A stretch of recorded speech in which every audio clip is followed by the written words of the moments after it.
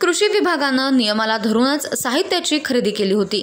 त्याचबरोबर अन्य खरेदीतही तत्कालीन मुख्यमंत्री उपमुख्यमंत्री यांच्या पूर्व परवानगीनेच करण्यात आली आहे।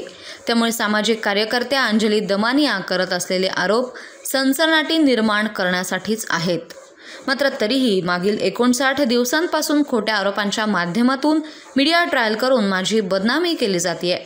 या खोट्या आरोपांच्या आणि दमानिया यांच्या विरोधात आपण मुंबई उच्च न्यायालयात अब्रू नुकसानीचा दावा दाखल करणार आहोत, असे अन्न आणि नागरी पुरवठा मंत्री धनंजय मुंडे यांनी आज स्पष्ट केलंय। कृषी विभागानं मागील वर्षी नॅनो खते, इलेक्ट्रिक फवारणी पंप, कापूस साठवणुकीच्या बॅगा आदी साहित्यांची खरेदी शासनाच्या नियमाला अनुसरूनच केली आहे। डीबीटीवरील वितरणात सदर वस्तू वगळून त्या शासनामार्फत खरेदी करण्यासाठी राज्याचे तत्कालीन मुख्यमंत्री उपमुख्यमंत्र्यांची पूर्व परवानगी घेतली आहे, असं मुंडे यांनी नमूद केलं। दमानिया यांनी युरिया आणि MAP नॅनो खतांसंदर्भात जे आरोप केले आहेत ते नॅनो खत वापरण्यासाठी पंतप्रधान नरेंद्र मोदी यांनी प्रोत्साहन दिलं आहे। खतांची खरेदी करण्यात आलेली इफ्को कंपनी केंद्र सरकारच्या अखत्यारीतील आहे। नॅनो खतांमुळे शेतकऱ्यांचा उत्पादन खर्च कमी होतो आणि उत्पन्नात भर पडते।